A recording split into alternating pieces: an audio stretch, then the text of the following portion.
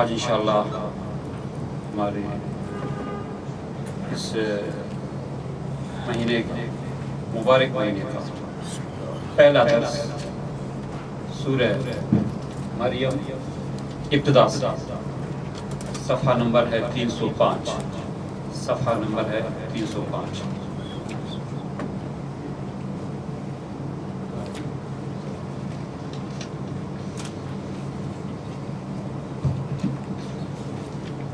أعوذ بالله من الشيطان الرجيم بسم الله الرحمن الرحيم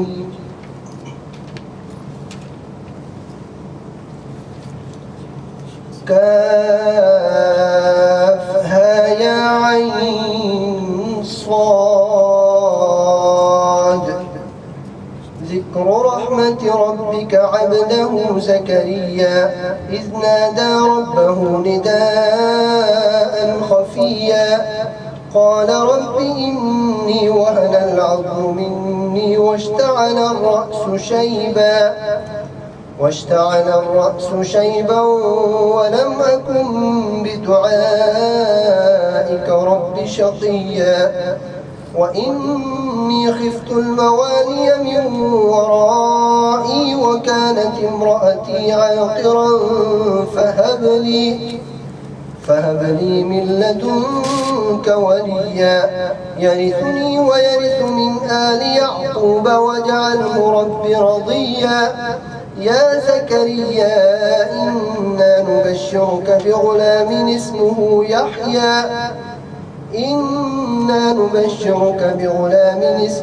يحيى لم نجعل له من قبل سميا قال رب أنى يكون لي غلام وكانت امرأتي عاقرا وقد بلغت من الكبر عتيا قال كذلك قال ربك هو علي هين وقد خلقتك من قبل ولم تك شيئا قال رب اجعل لي آية قال آيتك ألا تكلم الناس 3 ليال سويا فخرج على قومه من المحراب فأوحى إليهم أن سبحوا بكرة وعشيا يا يحيى خذ الكتاب بقوة وآتيناه الحكم صبيا وحنانا من لدنا وزكاة وكان تقيا وبرا بوالديه ولم يكن جبارا عصيا وسلام عليه يوم ولد ويوم يموت ويوم يبعث حيا۔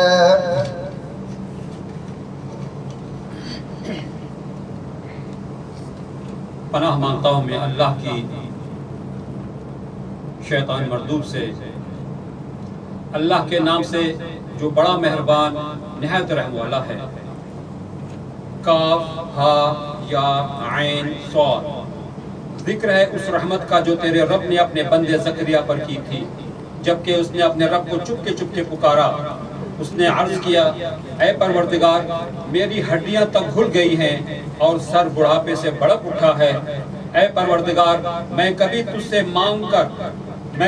سے دعا مانگ کر نامراد نہیں رہا، مجھے اپنے پیچھے اپنے بھائی بندوں کی برائیوں کا خوف ہے اور میری بیوی بانجھ ہے۔ تو مجھے اپنے فضل خاص سے ایک وارث عطا کر دے جو میرا وارث بھی ہو اور آل یعقوب کی بھی میراث پائے، اور اے پروردگار اس کو ایک پسندیدہ انسان بنا۔ جواب دیا گیا اے زکریا ہم تجھے ایک لڑکے کی بشارت دیتے ہیں جس کا نام یحییٰ ہوگا، ہم نے اس نام کا کوئی آدمی اس سے پہلے پیدا نہیں کیا۔ عرض کیا پروردگار بھلا میرے ہاں کیسے بیٹا ہوگا جبکہ میری بیوی بانجھ ہے اور میں بوڑھا ہو کر سوکھ چکا ہوں؟ جواب ملا ایسا ہی ہوگا، تیرا رب فرماتا ہے کہ یہ میرے لیے ایک ذرا سی بات ہے، آخر اس سے پہلے میں تجھے پیدا کر چکا ہوں جبکہ تو کوئی چیز نہ تھا۔ زکریا نے کہا پروردگار میرے لیے کوئی نشانی مقرر کر دے۔ فرمایا تیرے لیے نشانی یہ ہے کہ تو پیغام 3 دن لوگوں سے بات نہ کر سکے۔ چنانچہ وہ محراب سے نکل کر اپنی قوم کے سامنے آیا اور اس نے اشارے سے ان کو ہدایت کی کہ صبح و شام تسبیح کرو۔ اے یحییٰ کتاب الہی کو مضبوط تھام لے، ہم نے اسے بچپن ہی میں حکم سے نوازا اور اپنی طرف سے اس کو نرم دلی اور پاکیزگی عطا کی، اور وہ بڑا پرہیزگار اور اپنے والدین کا حق شناس تھا۔ وہ جبار نہ تھا اور نہ نافرمان۔ سلام اس پر جس روز اس کو پیدا کیا اور اس دن جب وہ مرے اور جس روز وہ زندہ کر کے اٹھایا جائے۔ اعوذ باللہ من الشیطان الرجیم، بسم اللہ الرحمن الرحیم۔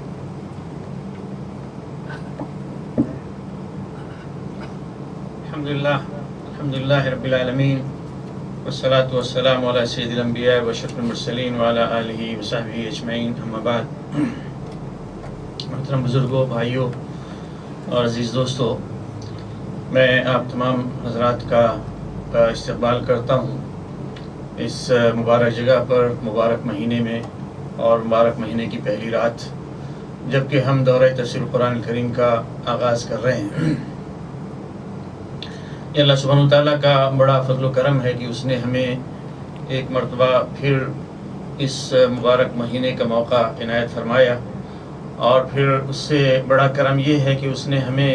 اتنی قوت اور صلاحیت اور طاقت دی کہ ہم اس دورہ تفسیر کا اہتمام کر سکیں اور اللہ سبحانہ وتعالیٰ کی کتاب کا مطالعہ اور اس میں تدبر کر سکیں۔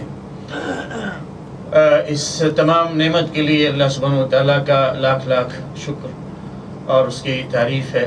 اللہ تعالیٰ سے دعا ہے کہ ہمیں اس ماہ کی سعادتوں سے، برکتوں سے مستفید ہونے کی توفیق عطا فرمائے۔ ہم نے پچھلے سال اور اس سے پہلے کے سالوں میں قرآن شریف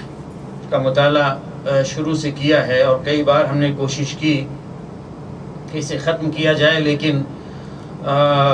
ہمیں اتنی طاقت اور قوت نہیں تھی کہ ہم قرآن شریف پورا کا پورا ماہ رمضان میں ختم کر سکیں۔ ہمیشہ ہر کوشش کے باوجود 15، 16، 17 پارے تک ہم پہنچے۔ تو پچھلے سال ہم نے سورہ کہف تک پڑھا تھا، بلکہ کچھ آیتیں اس سورہ کی بھی ہم نے پڑھی تھی۔ تو طے یہ ہوا کہ اس سال ہم سورہ مریم سے پڑھیں گے، تاکہ قرآن شریف ایک مرتبہ کم از کم دارالایمان محرق میں یا اس کے ذریعے سے جو دورہ تفسیر کا اہتمام کیا گیا ہے اس میں یہ مکمل ہو۔ تو اسی بنیاد پر سورہ مریم سے دورہ تفسیر کا اس سال آغاز ہو رہا ہے اور اس سے پڑھا جا رہا ہے۔ دعا کیجیے کہ اللہ سبحانہ وتعالی ہمیں پورا قرآن شریف اس سال ختم کرنے کی توفیق عطا فرمائے۔ اور پچھلے سالوں کا جو دورہ تفسیر ہوا ہے اس کے کیسٹس یا سیڈیز، ڈی وی ڈی یہاں پہ اویلیبل ہیں، جو حضرات اس کے خواہش مند ہیں وہ یہاں سے حاصل کریں۔ سورہ مریم مکی سورہ ہے، اور ابھی جو آیات تلاوت کی گئی اور ان کا ترجمہ آپ نے سماعت فرمایا، تو اس میں آپ نے محسوس کیا ہوگا کہ حضرت زکریا علیہ السلام ان کا ذکر ہے، اور ان کی دعا ہے ایک بیٹے کی، صالح اور سعادت مند بیٹے کی اللہ سبحانہ وتعالیٰ سے دعا، اور پھر اللہ سبحانہ وتعالیٰ نے ان کی دعا قبول فرمائی اور بیٹا عطا ہوا۔ اور اس کے بعد جو آیات آئیں گی اس میں حضرت مریم علیہ السلام ان کا تذکرہ ہے، اور ان کے ہاں حضرت عیسیٰ علیہ السلام کی ولادت معجزانہ طریقے سے اس کا تذکرہ ہے۔ جبکہ یہ سورہ مکہ مکرمہ میں نازل ہوئی، وہاں پہ اس وقت واقعہ یہ ہے کہ مسلمانوں کا یا دعوت اسلامی کا کوئی رابطہ یا کوئی سامنا عیسائیوں سے نہیں تھا۔ ایک نیا، یعنی وہ آج خاص طور سے اس سورہ کے مطالعے کے دوران ایک نئی چیز سامنے آئی کہ قرآن شریف کا اعجاز تو کئی پہلو سے اور کئی لحاظ سے ہے۔ یہ سورہ، اس کا نزول اس وقت میں اور اس کے اندر عیسائیوں کے عقائد سے متعلق گفتگو ہونا، یہ بھی حقیقت میں قرآن شریف کا ایک اعجاز ہے، جو پیشگی اس نے یہ بھانپ لیا تھا کہ اس کی ضرورت جو ہے قرآن شریف نے نہیں کہہ لیجیے کہ اللہ سبحانہ وتعالیٰ، ظاہر ہے کہ اللہ سبحانہ وتعالیٰ کے علم میں ہر ایک چیز ہے، کہ مسلمانوں کو عنقریب ضرورت پڑنے والی ہے کہ جہاں پہ عیسائیوں کے سامنے انہیں اپنا عقیدہ بیان کرنا ہوگا تو اور اسی طرح سے دین اسلام کی دعوت دینی ہوگی، تو یہ صورت اور یہ آیات ان کے کام آئیں گی۔ چنانچہ پس منظر اور واقعہ یہ ہے کہ ہجرت حبشہ، آپ جانتے ہیں کہ ہجرت حبشہ یہ سن 5 نبوی میں، یعنی حضور پاک صلی اللہ علیہ وسلم کو جب بحیثیت نبی مبعوث فرمایا گیا تو اس کے 5ویں سال میں ہجرت حبشہ ہوئی دوسری، 2 ہجرتیں ہوئیں، ایک اور اس کے چند مہینے کے بعد دوسری، یہ سن 590 میں کا واقعہ ہے۔ اور کیوں ہوا یہ کہ رسول اللہ صلی اللہ علیہ وسلم نے جب اللہ کے دین کی طرف بلانا شروع کیا اور توحید کی دعوت دی اور شرک کا ابطال فرمایا، تو اس کی دعوت کے نتیجے میں متاثر ہو کر تقریباً قریش کے تمام خاندانوں کے چشم و چراغ، اچھے مرد بھی عورتیں بھی، کوئی کسی کا بیٹا ہے، کوئی کسی کی بیٹی ہے، کوئی کسی کا بھائی ہے، کوئی کسی کا باپ ہے، اس طرح سے اچھے خاصے لوگ مسلمان ہو گئے۔ بھلے سے ان کی تعداد بہت زیادہ نہیں تھی، لیکن ہوا یہ تھا کہ ہر خاندان کے چشم و چراغ، نوجوان وہ بھی، لڑکے لڑکیاں، یہ ایمان لائے۔ گویا اس زمانے کے لحاظ سے اور عرب جاہلیت کے نقطۂ نظر سے کہہ سکتے ہیں کہ ان کے خاندانوں میں باغی پیدا ہو گئے۔ ابتدا میں تو لوگوں نے یہ کوشش کی، قریش کے لوگوں نے، کہ مسلمانوں کو دبایا جائے کسی طرح سے، تو چنانچہ وہ ان کا مذاق اڑاتے تھے، ان کا ٹھٹھا اڑاتے تھے، اور جہاں کہیں بھی ملتا ان کی تضحیک اور ان کا استہزاء، یہ خاص ان کا موضوع تھا۔ لیکن جب دیکھا کہ اس کے باوجود دعوت اسلامی پنپ رہی ہے اور آگے بڑھ رہی ہے، تو آگے چل کے 2-3 سالوں کے بعد ظلم و ستم کا دور شروع ہو گیا، اور ہر قریش کے خاندان نے اور قبیلے نے اس نے اپنے اپنے مسلم نوجوانوں کو ستانا اور مارنا شروع کیا۔ اور جو خاص طور سے کمزور لوگ تھے، مثلا غلام تھے یا لونڈی تھی، ان میں سے جو شخص ایمان لایا تو اس کے اوپر ظلم و ستم کی تو حد ہو گئی۔ تو جب صورتحال ناقابل برداشت ہو گئی تو رسول اللہ صلی اللہ علیہ وسلم نے صحابہ کرام کو مشورہ دیا کہ آپ لوگ ہجرت کر جائیں، اور حبشہ کے لیے آپ نے ہجرت کا مشورہ دیا کہ وہاں پہ، اور آپ نے یہ فرمایا کہ وہاں پہ ایک ایسا بادشاہ ہے، حبشہ کی سرزمین میں تم چلے جاؤ، وہاں پہ ایک ایسا بادشاہ ہے کہ جس کے ہاں کسی کے اوپر ظلم نہیں ہوتا۔ یعنی بڑا نجاشی کی رسول اللہ صلی اللہ علیہ وسلم نے تعریف فرمائی کہ بڑا انصاف پسند اور عدل پسند بادشاہ ہے، اس کے ہاں ظلم نہیں ہوتا، اور یہ ایک ایسی زمین ہے کہ جہاں پہ، یا سرزمین ہے کہ جہاں پہ لوگوں کی عزت حاصل ہوتی ہے۔ تو جاؤ وہاں پہ تم لوگ ہجرت کر جاؤ، یہاں تک کہ اللہ سبحانہ وتعالیٰ تمہارے لیے کوئی راستہ کھول دے مستقبل میں۔ تو جب آپ نے یہ اجازت دی اور مسلمانوں کو حکم دیا ہجرت کا، تو 2 ہجرتوں کے اندر ملا کر مہاجرین کی تعداد قریش کے اندر سے 83 مرد اور 11 عورتیں اور 7 غیر قریشی، یعنی کتنے ہو گئے کہ 94 اور 101، مجموعی تعداد 101 ہو گئی مسلمانوں کی جو وہاں پہ ہجرت کر کے پہنچے۔ ہم نے بتایا کہ ان میں ہر خاندان کے چشم و چراغ تھے۔ جو غلام لوڈی تھے وہ تو ہجرت نہیں کر سکے، لیکن جو ہجرت کر کے گئے تھے وہ کون کون سے لوگ تھے؟ یعنی مثلا آپ اندازہ کر لیجئے کہ ابو سفیان کی بیٹی حضرت ام حبیبہ جو آگے چل کر ام المومنین بنی، وہ تھی، حضرت ام سلمہ بھی اس میں تھی، اور اسی طرح سے ہر خاندان کے بڑے بڑے لوگوں کے جو یعنی لیڈر تھے، مثلا ابو سفیان ہیں، عتبہ ہیں، شیبہ ہیں، ابو جہل ہیں، ان سب کے عزیز اور قریب یہ لوگ وہاں پہ ہجرت کر کے چلے گئے۔ اس سے کیا ہوا کہ ایک قریش میں، پورے مکہ میں ایک ہیجانی فضا جو ہے قائم ہو گئی۔ چنانچہ قریش کے لوگوں نے یہ طے کیا کہ یہ لوگ جو جا کے وہاں پہنچ گئے ہیں حبشہ میں اور پرامن زندگی بسر کر رہے ہیں، یہ آگے چل کر ہمارے لیے مزید خطرہ نہ بن جائیں۔ انہوں نے اپنے پاس سے ایک وفد بھیجا جس میں عمرو بن عاص جو اس وقت مشرک تھے اور کافر تھے، بعد میں مسلمان ہوئے ہیں، اور اسی طرح سے عبداللہ بن ربیعہ، ان دونوں آدمی کو سفارت پہ بھیجا سفیر بنا کر، اور یہ دونوں بڑے ماہر گرو سیاست باز تھے اور سیاستداں تھے۔ تو حضرت عمرو جو بعد میں مسلمان ہوئے، اسلامی تاریخ میں انہیں ایک بہترین مدبر اور سیاسی کے اعتبار سے جانا جاتا ہے، تو یہ مقام پہلے بھی انہیں حاصل تھا دور جاہلیت میں بھی۔ یہ لوگ گئے ہیں وہاں پہ، جا کے انہوں نے اولاً تو ان قیمتی تحائف اور ہدیے نجاشی کے درباریوں کو پہلی جا کے مل کے دیے، اور انہیں بھڑکایا کہ ہمارے یہاں کے کچھ احمق نوجوان وہ باغی ہو گئے ہیں اور چلے آئے ہیں، اور وہاں سے ایک نیا دین انہوں نے ایجاد کیا ہے اور نیا دین اختیار کیا ہے، اور نجاشی تک انہوں نے کہا کہ یہ پیغام پہنچا دیجئے کہ یہ احمق اور بیوقوف اور نادان، جیسے آپ کہتے ہیں کسی قوم کے اندر ہوتا ہے، کچھ نوجوان جب اٹھتے ہیں وہ کتنے ہی وہ صحت مند ہوں اور کتنے ہی حق پر ہوں، تو بالعموم قدیم لوگوں کا طریقہ یہ ہوتا ہے کہ بہکے ہوئے لوگ ہیں، بیوقوف ہیں، احمق ہیں، کسی نے بھڑکا دیا، بہکا دیا ہے. تو انہوں نے اس کو ابھارا کہ بھئی اس طرح کے لوگ ہیں انہوں نے ہمارا دین چھوڑ دیا ہے، اور نجاشی سے یہ کہیں کہ ہمارا دین تو چھوڑا ہی ہے اور آپ کے دین میں بھی داخل نہیں ہوئے. گویا ایک طرح سے یہ بھڑکانے والی بات ہے، آپ کے دین میں بھی داخل نہیں ہوئے تو آپ لوگ ہمیں سپورٹ کریں، کل ہماری نجاشی سے ملاقات ہوگی، آپ لوگ ہمیں سپورٹ کریں. دوسرے دن ان کی ملاقات ہوئی نجاشی سے، تو انہوں نے کہا کہ اس طرح سے ہمارے کچھ لوگ نوجوان بھاگ کے چلے آئے ہیں آپ کے ہاں، انہوں نے پناہ لی ہے اور آپ جو ہے ان کو واپس کر دیں ہمارے یہاں. اس لیے کہ تو لوگ وہ نجاشی کے درباری جو تھے وہ انہوں نے کہا کہ ہاں ان کی قوم کے لوگ ان کے بارے میں زیادہ باخبر ہیں، ان کو واپس کر دیجیے، اس لیے کہ ہمارے یہاں خطرہ بن سکتے ہیں، سیکورٹی کا مسئلہ ہو سکتا ہے، تو آپ ان کو واپس کر دیں. اور یہ بھی آپ دیکھیں نا کہ وہ اپنا دین، اپنی قوم کا دین تو انہوں نے چھوڑا بھی ہے، اس کو چھوڑا ہی ہے،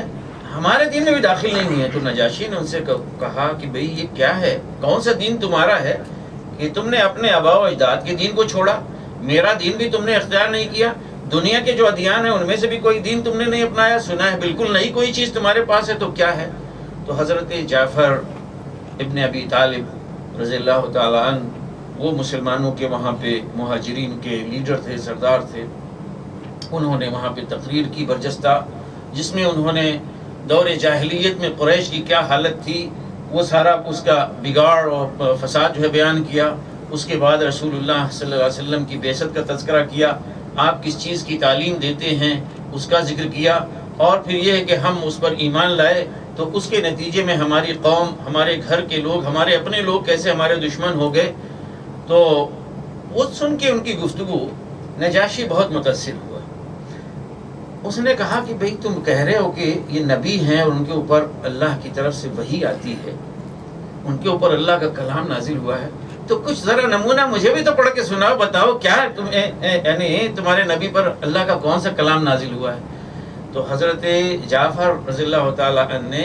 یہی سورہ مریم میں سے آیات جو حضرت زکریا، یحییٰ اور حضرت مریم اور عیسیٰ علیہ السلام جمیعاً ان کے بارے میں یہ آیات جو تھیں وہ پڑھ کر سنا، یعنی شروع سے کاف ہا یا عین صاد سے لے کر یہاں ابھی ہم آگے آئندہ پڑھیں گے. یہ آیات جب سنائیں تو نجاشی کے بارے میں روایتوں میں آتا ہے اور سیرت کی کتابوں میں یہ بات درج ہے کہ نجاشی بہت متاثر ہوا اور سن کے رونے لگا، اس کی آنکھوں سے آنسو بہنے لگے، اور اس نے کہا کہ یہ کلام اور جو حضرت عیسیٰ علیہ السلام لے کر آئے ہیں یہ ایک ہی، ان دونوں کا سرچشمہ ایک ہی ہے، بلا شبہ یہ کلام الہی ہے. تو اس نے کہا پھر درباریوں سے اور جو سفرا دو آئے تھے ان کی طرف متوجہ ہو کے کہ یہ لوگ میرے اعتماد پر آئے ہیں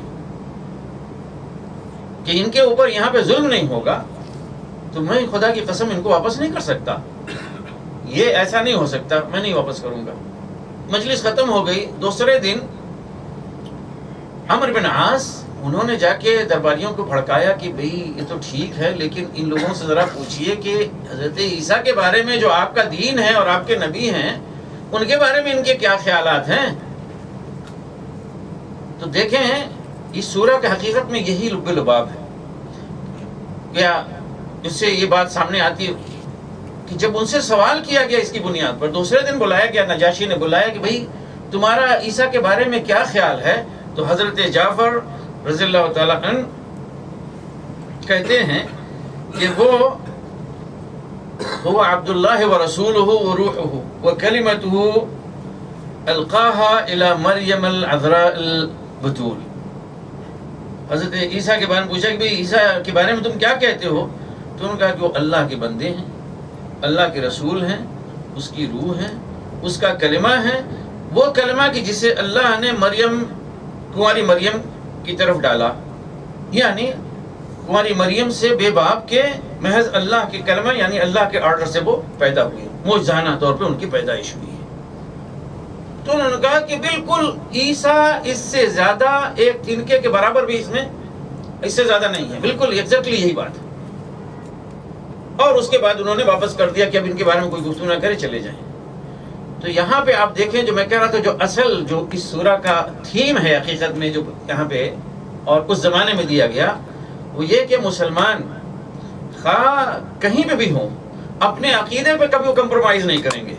اپنے عقیدوں کو وہ کبھی چھپائیں گے نہیں، بلکہ بلا کم و کاست اللہ سبحانہ و تعالیٰ نے جو کچھ بیان کیا ہے اسے دوسروں تک پہنچائیں گے، خواہ اس سلسلے میں ان کے اوپر کوئی بھی خطرہ ہو، کوئی بھی نقصان کا اندازہ ہو۔ اب اندازہ کر سکتے ہیں کہ حبشہ میں مسلمان عیسائیوں کے درمیان جو تثلیث کے قائل تھے، جو حضرت عیسیٰ کی ابنیت کے قائل تھے کہ اللہ کے بیٹے ہیں، وہاں پہ مسلمان جا کے یہ تقریر کریں کہ وہ عبداللہ و رسولہ و روحہ و کلمتہ القاہا الی مریم العذراء البتول، یہ معمولی بات نہیں ہے۔ آج کے زمانے میں مسلمان سوچنے لگیں کہ بھئی یہاں بھی بات کہنی چاہیے کہ نہیں کہنی چاہیے، تو وہاں پہ یہ بات کہلوائی گئی اور نتیجہ یہ ہوا کہ اس کا بہترین نتیجہ جو ہے سامنے آیا۔ تو میں نے شروع میں بات کہی کہ یہ سورہ، اس کا نزول مکہ میں سن 5 نبوی میں، یہ خود بھی ایک معجزہ ہے اس لحاظ سے کہ مسلمانوں کو ہجرت کرنی تھی حبشہ میں عیسائیوں سے ان کا معاملہ ہونے والا تھا، وہاں پہ ایسی آیات پڑھ کے سنانی ضروری تھی کہ جس میں حضرت عیسیٰ کا تذکرہ ہو، ورنہ مکہ کے اندر عیسائیت کا کوئی مسئلہ نہیں تھا، کہ عیسائیوں سے ان کا کوئی ٹکراؤ ہی نہیں تھا۔ چنانچہ سورہ آل عمران میں جو آیات نازل ہوئی ہیں وہ بھی بالکل اسی طرح کی ہیں۔ سورہ آل عمران جو پچھلے سال ہم پڑھ چکے ہیں، وہ مدینہ کی سورہ ہے، اور تھوڑا سا اسٹیٹمنٹ اس میں کچھ اضافہ ہے یا فرق ہے یہاں اور وہاں میں۔ وہ کب نازل ہوئی کہ سن 9 ہجری میں، ہجرت کے بعد، یعنی گویا کتنے تقریباً 9 اور سال وہ اور 8 سال یہ 9 اور 17 سال کے بعد وہ سورہ نازل ہوئی۔ وہ وفد آیا ہے نجران کا، انہیں وہ آیات پڑھ کے سنائی گئی ہیں کیونکہ وہ عیسائی باقاعدہ آئے ہیں، ان کے لیے وہ آیات نازل ہوئی۔ تو اس لحاظ سے اس سورہ کا نزول مکہ میں حقیقت میں اپنے مضمون کے لحاظ سے ایک معجزہ ہے۔ تو اب ہم آتے ہیں اس سورہ کے مضمون پر۔ اس میں دیکھیے ابھی جو آیات 15 آیتیں تلاوت کی گئیں، ان میں حروف مقطعات کے بعد حضرت زکریا کا تذکرہ۔ یہ زکریا نبی نہیں ہیں، زکریا وہ ہیں کہ جو چیف پریسٹ یا کاہن اعظم کہہ لیجئے، وہاں کے ہیکل میں اور بیت المقدس میں جو ہیکل تھا عبادت کا، اس کے امام اعظم کہہ لیجئے، سب سے بڑے امام یا کاہن اعظم وہ تھے، تو ان کی اصطلاح میں کاہن کہا جاتا ہے۔ بائبل میں یا کتاب مقدس جس کو کہتے ہیں عربی زبان میں، اس کو کاہن کہا جاتا ہے، کاہن اعظم یہ تھے۔ تو ان کا معاملہ یہ تھا، اور ان کا قصہ اس لیے بیان ہو رہا ہے کہ آگے حضرت عیسیٰ علیہ السلام کا قصہ بیان ہوگا، جن کی ولادت معجزانہ طور پر ہوئی، اور اسی معجزانہ ولادت کی بنیاد پر عیسائیوں نے انہیں جو ہے اللہ کا بیٹا یا خدائی میں شریک قرار دیا۔ تو یہاں پہ اسی کے ساتھ قرآن شریف نے حضرت یحییٰ کی ولادت کا حوالہ دیا ہے، جو حضرت زکریا کے بیٹے تھے۔ تو اگرچہ باپ ان کا موجود تھا، لیکن ان کی ولادت بھی معجزانہ طور پہ ہوئی ہے، اس لیے کہ جیسا کہ آیت سے معلوم ہوتا ہے کہ حضرت زکریا نے اپنے عمر کے اس حصے میں جب بالکل بڑھاپے کو پہنچ گئے تھے، کون سا بڑھاپا جس کو کہتے ہیں بوڑھا کھوسٹ، آدمی بالکل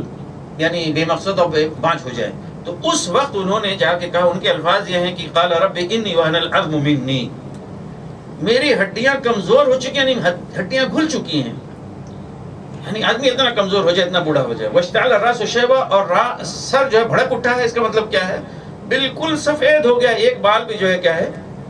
سر پہ کالا نہیں، اتنے بوڑھے ہیں، وہ بڑھاپے کی علامت ہے۔ اور ساتھ ہی ساتھ آگے انہوں نے یہ بھی کہا کہ اپنی اہلیہ کے لیے کہ وہ بھی بانجھ ہیں، یعنی وہ بھی بوڑھی ہیں اور بانجھ ہو چکی ہیں۔ گویا انہیں معلوم ہے، ان کی بیوی کو معلوم ہے کہ ان کے ہاں بچے کی پیدائش نہیں ہو سکتی، لیکن بڑھاپے کو پہنچ گئے، لیکن انہوں نے دعا کی، اور یہ بھی انہوں نے یعنی اللہ سبحانہ و تعالیٰ کے سامنے یعنی اللہ کی رحمت کی امید، اور اس پہ یہ کہہ لیجیے کہ کمند پھینکنا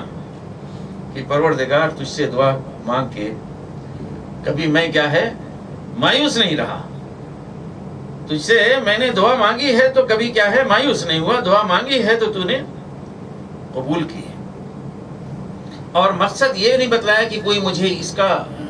وہ ہے کہ میرے ہاں میری نسل چلے، میرا بیٹا ہو تو میرا نام رہے، بلکہ مقصد یہ ہے کہ وہ دینی روایات جس کے وارث اور امین حضرت زکریا تھے، اور وہ کیا تھی کہ حضرت ابراہیم، اسحاق، یعقوب، ان کی جو وراثت دینی وراثت تھی اس کے وہ امین تھے. وہ چاہتے تھے کہ ان کے بعد یہ سلسلہ جاری رہے اور ان کے ہاں ایک بیٹا پیدا ہو جو اس کو سنبھال سکے، اس لیے کہ ان کے خاندان میں دور دور تک انہیں کوئی ایسا شخص نظر نہیں آتا تھا کہ جو ان دینی اور اخلاقی روایتوں کا امین بن سکے جو ان کے پاس تھیں، ورنہ وہ جانتے تھے کہ ہمارے خاندان میں دینی اعتبار سے بگاڑ آ جائے گا، اس لیے انہوں نے دعا کی تھی. چنانچہ یہ ہے کہ یرث من آل یعقوب، جو میرا وارث ہو اور آل یعقوب کا وارث ہو. تو یہ وراثت جو ہے پراپرٹی کی نہیں ہے، گھر بار کی اور پیسوں کی نہیں ہے، یہ ان کی وراثت، آل یعقوب کی وراثت کا مطلب دینی وراثت. اس لیے کہ جیسے وہ کاہن اعظم تھے تو ان کے بعد ان کا بیٹا جو ہے کاہن اعظم. بہرحال ان کی دعا جب قبول ہوئی اور انہیں بشارت دے دی گئی کہ آپ کے ہاں لڑکا ہوگا، اس کا نام یحییٰ ہوگا، اور یہ نام ایسا ہے کہ اس سے پہلے کسی اور کا نام یہ نہیں رکھا گیا. حضرت یحییٰ سے پہلے یہ نام کسی کا نہیں رکھا گیا. یحییٰ جو ہیں ان کو عربی عیسائی لٹریچر میں یوحنا المعمدان کہا جاتا ہے، اور بائبل میں انگلش میں جان دا بیپٹسٹ یعنی بپتسمہ دینے والا یوحنا. اردو میں بھی جو ان کی وہ ہے اس کو ان کا نام یوحنا رکھا گیا ہے، اور عربی میں بھی یوحنا ہے. قرآن شریف ان کو یحییٰ کہتا ہے. یہ نام ان سے پہلے کبھی نہیں رکھا گیا کسی کا. ابھی خود دعا کر رہے ہیں حضرت زکریا، مانگ رہے ہیں اللہ تعالیٰ سے، اور یہ بھی کہ پورے بڑے پر امید ہے کہ میری دعا کیا ہے، یہ رائگاں نہیں جائے گی. پروردگار کبھی میں نے تجھ سے مانگا تو تو نے ایسا ہے کہ ایسا نہیں ہو کہ تو نے دیا، نہیں دیا. ان کی دعا قبول ہو گئی. تب کہہ رہے ہیں کہ بھلا ایسے کیسے ہو سکتا ہے کہ میرے یہاں جو ہے بچہ بیٹا ہو جبکہ میں تو بوڑھا ہوئی. ان کے الفاظ یہ ہیں کہ کانت امرأتی عاقرہ وقد بلغت من الکبر عتیہ، میری بیوی بانجھ ہو چکی ہے اور میں بڑھاپے کو اس عمر کو پہنچ چکا ہوں جس کو کھوسٹ کہا جاتا ہے. عتیہ ہمارے یہاں بالکل ٹھیٹھ اردو میں بڈھا، کھوسٹ بڈھا جو ہے نا، یعنی بالکل وہ کہ جو کسی مصرف کا کسی لائق نہ ہو. قد بلغت من الکبر عتیہ، بہت ہی زیادہ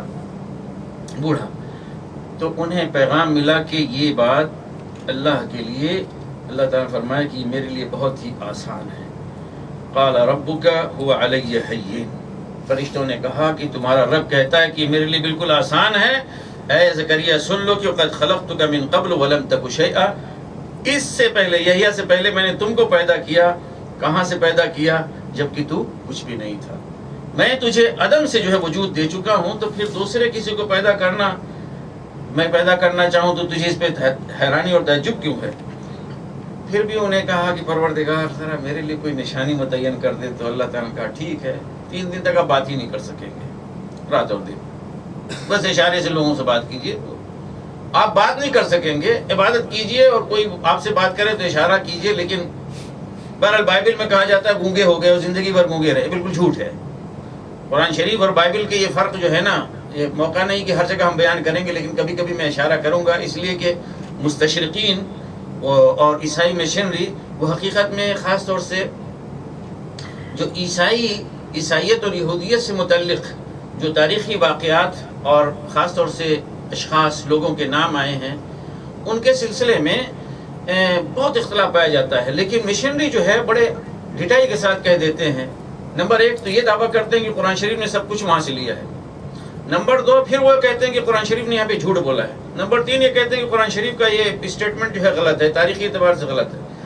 آگے چیزیں آئیں گی، میں ہر چیز کی وضاحت کرنا مشکل ہے، لیکن میں کبھی کبھی بتلاؤں گا. واقعہ یہ ہے کہ قرآن شریف نے بائبل بحیثیت مجموعی، اور بائبل کہتے ہیں وہ دونوں کے مجموعے کی، کتاب جدید اور کتاب قدیم، اولڈ ٹیسٹامنٹ، نیو ٹیسٹامنٹ، ان کے اسٹیٹمنٹ کو یا ان کے اندر جو بھی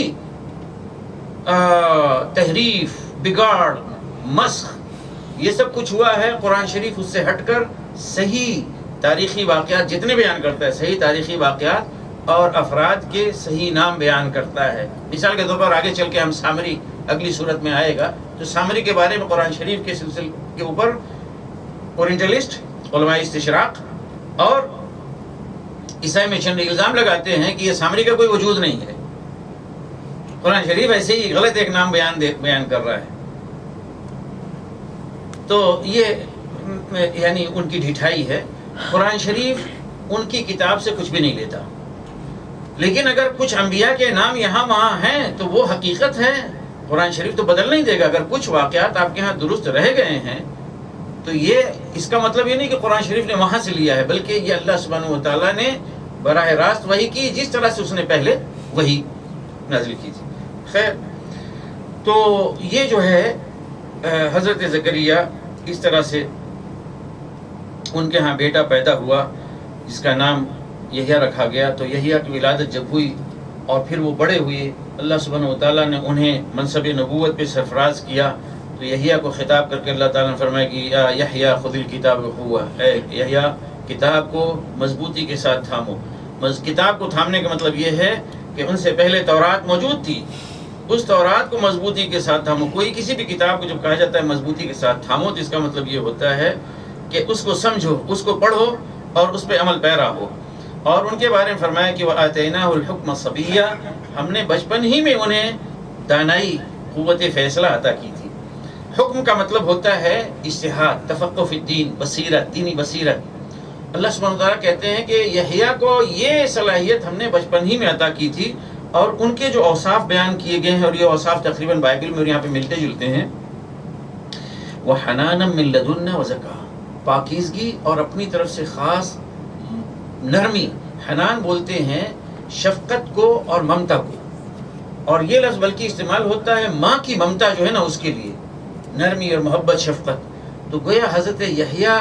علیہ السلام بالعموم پوری انسانیت کے لیے جو درد اور غم ان کے اندر پایا جاتا تھا، محبت اور شفقت پائی جاتی تھی، اس کی بنیاد پہ وہ کس بنیاد پہ تھی کہ اللہ سبحانہ و تعالیٰ نے انہیں یہ یعنی یہ صفت ان کو عطا کی تھی کہ حنانا من لدنا، خاص اپنے پاس سے ہم نے اس کو حنان عطا کیا، یعنی یہ نرمی، یہ محبت اور یہ ممتا والی شفقت ان کو عطا کی. اور وہ اپنے والدین کے فرمانبردار تھے اور ان کے بارے میں فرمایا کہ ان کے اوپر سلامتی ہے جس دن وہ پیدا ہوئے، جس دن مریں گے اور جس دن دوبارہ زندہ کر کے اٹھائے جائیں گے. یہ واقعہ جو بیان کیا گیا ہے حقیقت میں آگے ابھی ہم پڑھتے ہیں دوسری آیت، یہ اس لیے بیان کیا گیا ہے کہ حضرت عیسیٰ علیہ السلام کی ابنیت کا عقیدہ، یعنی ابنیت کا مطلب ہے کہ بیٹا، اللہ کے بیٹے ہیں، والعیاذ باللہ عیسائی مانتے ہیں، اسی کی تردید کے مقصد سے یہ واقعہ بیان کیا گیا کہ یہ جان لیجئے کہ حضرت یحییٰ صرف 6 مہینے پہلے پیدا ہوئے ان سے حضرت عیسیٰ علیہ السلام سے. اور حضرت یحییٰ کی ماں اور حضرت مریم علیہ السلام یہ دونوں کیا ہیں، بلکہ حضرت مریم کی وہ والدہ، حضرت مریم کی والدہ اور حضرت یحییٰ کی والدہ، یہ دونوں کیا ہیں، آپس میں خالہ زاد بہنیں تھیں. اور اسی وجہ سے جیسا کہ سورہ آل عمران میں پڑھ چکے ہیں آپ، حضرت مریم کو جب اس میں رکھا گیا ہیکل میں، ان کی ماں نے نظر کر دیا تھا ان کو کہ وہ عبادت کریں گی، تو وہ حضرت زکریا کی زیر نگرانی، زیر تربیت اور زیر کفالت تھی، اس لیے کہ حضرت زکریا ان کے خالو ہوتے تھے. تو ان کی ولادت معجزانہ طور پر ہوئی تو یہ اللہ کے بیٹے نہیں بنے، تو حضرت عیسیٰ کیسے بیٹے بن جائیں گے؟ حقیقت میں یہ مقصد ہے ان آیات کا. چلیے واذكر في الكتاب مريم إذ انتبذت من أهلها مكانا شرقيا فاتخذت من دونهم حجابا فأرسلنا إليها روحنا فتمثل لها بشرا سويا قالت إني أعوذ بالرحمن منك إن كنت تقيا قال إنما أنا رسول ربك لأهب لك غلاما زكيا قالت أنى يكون لي غلام ولم يمسسني بشر ولم أك بغيا قال كذلك قال ربك هو علي هين ولنجعله آية للناس ورحمة منا وكان أمرا مقضيا فحملته فانتبذت به مكانا قصيا فأجاءها المخاض إلى جذع النخلة قالت يا ليتني مت قبل هذا وكنت نسيا منسيا فناداها من تحتها ألا تحزني قد جعل ربك تحتك سريا وهزي إليك بجذع النخلة تساقط عليك رطبا جنيا فكلي واشربي وقري عينا فإما ترين من البشر أحدا فقولي إني نذرت للرحمن صوما فلن أكلم اليوم إنسيا فأتت به قومها تحمله قالوا يا مريم لقد جئت شيئا فريا يا أخت هارون ما كان أبوك امرأ سوء وما كانت أمك بغيا فأشارت إليه قالوا كيف نكلم من كان في المهد صبيا قال إني عبد الله آتاني الكتاب وجعلني نبيا وجعلني مباركا أينما كنت وأوصاني بالصلاة والزكاة ما دمت حيا وبرا بوالدتي ولم يجعلني جبارا شقيا والسلام علي يوم ولدت ويوم أموت ويوم أبعث حيا ذلك عيسى بن مريم قول الحق الذي فيه يمترون ما كان لله أن يتخذ من ولد سبحانه إذا قضى أمرا فإنما يقول له كن فيكون وإن الله ربي وربكم فاعبدوه هذا صراط مستقيم فاختلف الأحزاب من بينهم فويل للذين كفروا من مشهد يوم عظيم أسمع بهم وأبصر يوم يأتوننا لكن الظالمون اليوم في ضلال مبين وأنذرهم يوم الحسرة إذ قضي الأمر وهم في غفلة وهم لا يؤمنون إنا نحن نرث الأرض ومن عليها وإلينا يرجعون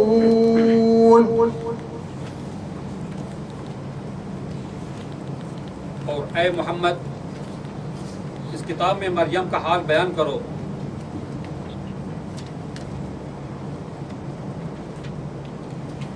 جبکہ وہ اپنے لوگوں سے الگ ہو کر شرقی جانب